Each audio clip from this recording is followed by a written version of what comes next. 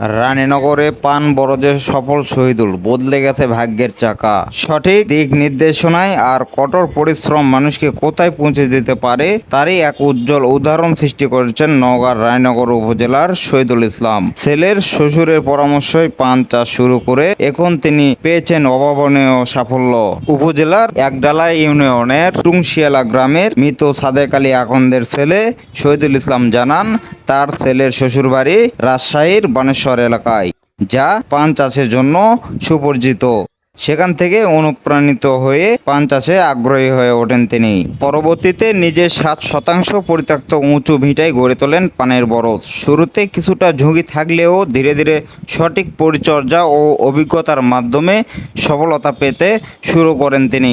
বর্তমানে তার বরজে ব্যাপক ফলন হচ্ছে। প্রতি 15 দিন অন্তর বরজ থেকে 7 থেকে 8 পোয়া পান সংগ্রহ করা যায়, যা বাজারে গড়ে প্রায় 15,000 টাকায় বিক্রি হচ্ছে। নতুন বরজের পান সুস্বাদু হওয়ায় বাজারে এর ব্যাপক চাহিদা তৈরি হয়েছে এবং দিন দিন এর জনপ্রিয়তাও বাড়ছে। তিনি আরও জানান, শুরুতে বিষয়টি চ্যালেঞ্জিং মনে হলেও এখন এটি তার আয়ের প্রধান উৎস হিসাবে পরিণত হয়েছে। পান বরজের সফল শহীদুল ইসলাম জানান, এই জায়গাটা হচ্ছে 60 শতক জায়গা।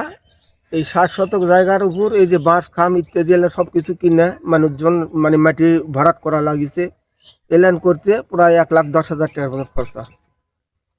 এরপরে এই লাগান পর্যন্ত ওই মোটামুটি 18-20,000 টাকা খরচা পড়েছে এই লাগান পর্যন্ত। এরপরে আর কোনো খরচা নেই। এখন এই সিঁচা দেওয়া হচ্ছে, সার খোল ওষুধ যেটা লেগেছে সেটাই দেওয়া হচ্ছে।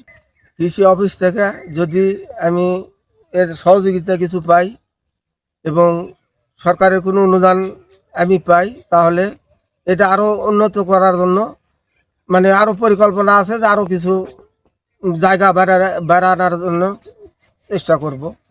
রানীনগর উপজেলা কৃষি কর্মকর্তা মোস্তাকিমা খাতুন বলেন, আমি শীঘ্রই ওই বরজটি পরিদর্শনে যাব এবং কৃষককে প্রয়োজনীয় সঠিক পরামর্শ ও সহযোগিতা প্রদান করব। রিপোর্ট মোহাম্মদ সাইফুল ইসলাম শাহিন, রানীনগর, নওগাঁ।